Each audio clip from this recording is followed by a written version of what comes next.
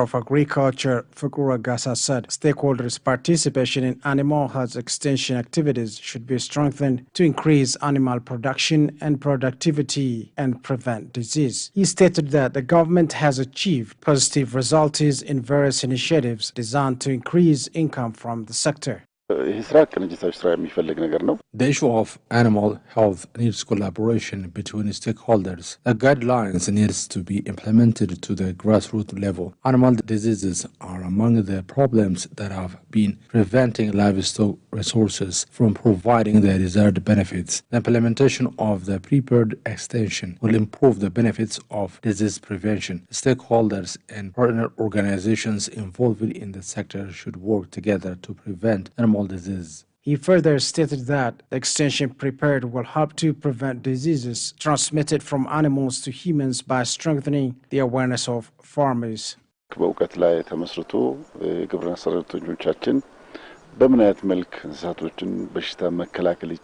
Animal health extension is crucial to make the efforts to achieve food self-sufficiency more effective. The ongoing work will continue to be strengthened. The extension has a multifaceted role in disease prevention, so the guidelines will help identify common diseases in livestock and create a healthy nutrition system.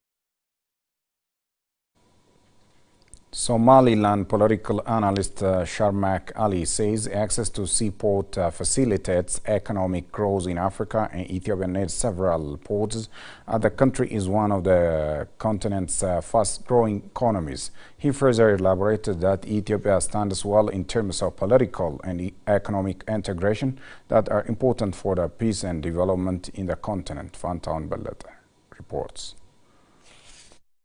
In an exclusive interview with OBN Horn of Africa, Sharmak Ali, a renowned political analyst, shared insightful perspectives on the crucial role of seaports in fostering economic growth in Africa, particularly for Ethiopia. As one of the continent's fastest-growing economies, Sharmak noted that Ethiopia's need for multiple ports is becoming increasingly evident, especially in light of its burgeoning population. Ethiopia, as I said earlier, has said on multiple occasions they need up to 5 to 6 additional ports quite quickly to actually keep up with the growing population in Ethiopia, the 120 million plus people that live there, which have spending power. And what they need to do is make sure actually these ports can facilitate the growing economy as well. The I think 6 top 10 at least largest economy in Africa. Ethiopia stands well in terms of political and economic integration, which are essential for peace and development, he stated, highlighting the country's potential to thrive through strategic regional partnerships. Amidst various regional challenges, Sharmak expressed optimism, noting that there are glimmers of hope even in difficult times. He underscored the importance of cooperation and collaborative solutions to address these challenges effectively. Regional challenges require cooperation and cooperative solutions.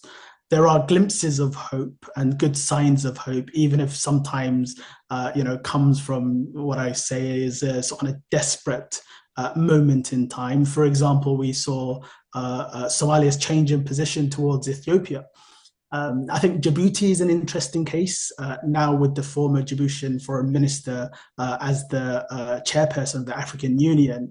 I think Djibouti has the opportunity to be a positive force within Africa and the region. Furthermore, Sharmak pointed out that economic collaboration could lead to increased employment opportunities, greater unity among nations, strengthened global diplomacy, and heightened investment prospects. What we need to focus on is making sure actually this economic collaboration leads to an environment which young people and actually all citizens have the opportunity for employment. And I think unity helps amplify the region's voice as well in global diplomacy and investment. I think the more we can be united as a region, the more investment we can attract across the region as a whole.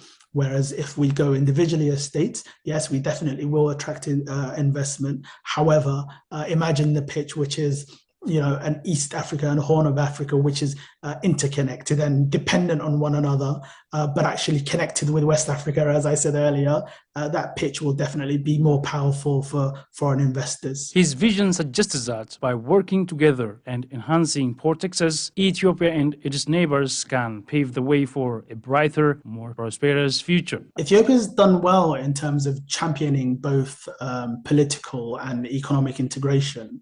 I think acknowledging the importance of both elements towards stability and development. Politically, you have Ethiopia's active engagement in IGAD-led peace efforts across the region and also other multilateral platforms.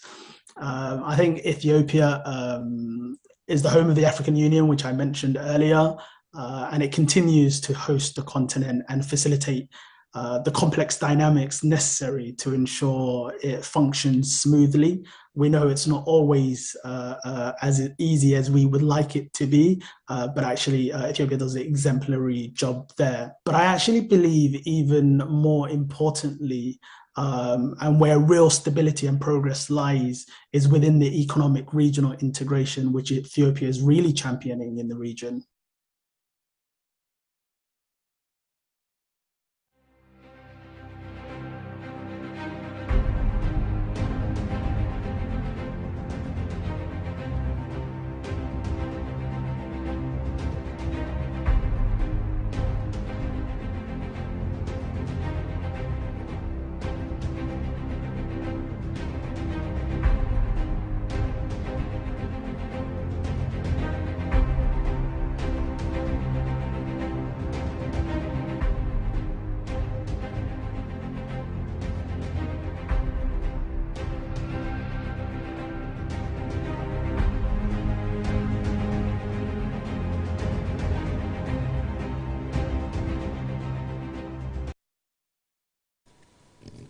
Efforts are being exerted to make Ethiopian geo-heritage sites become UNESCO Global Geoparks. Tourism State Minister Seleshi Girma announced. The State Minister said that Ethiopia has launched a concerted effort to have significant geological sites designated as UNESCO Global Geoparks. As part of this initiative, the ministry has presented with UNESCO that hosted training session for international scholars on May 13 and 14, 2025. Daniel Jalage.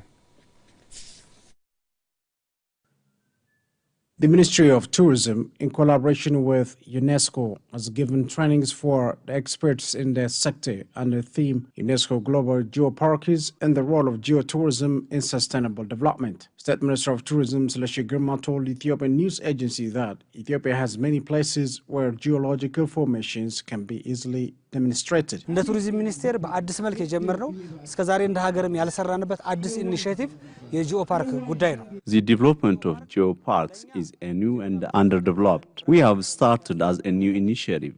So far, we haven't exploited the geopark's potential in the nation. Ethiopia has got many geological information which would be a potential in the geoparks area. So efforts are being made to register the country's resources in the sector at the international level. According to the State Minister, in addition to focusing on culture, history, and certain natural resources, work is being done to introduce new sectors.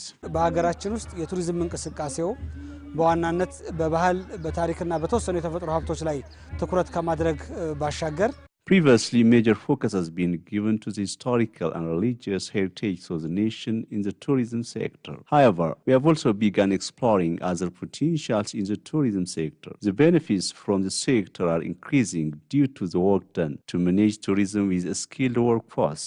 Many heritage resources are being developed and transformed into tourism markets, and parks are being protected and infrastructure is provided to make them the best tourism centers. African religious fathers say African religious institutions and leaders should advocate for positive and peaceful ideals to foster broader social cohesion in the continent and beyond. The Inter-Religious Council of Ethiopia hosted a conference to promote interfaith unity, peace and sustainable development across Africa. Shato Opsi.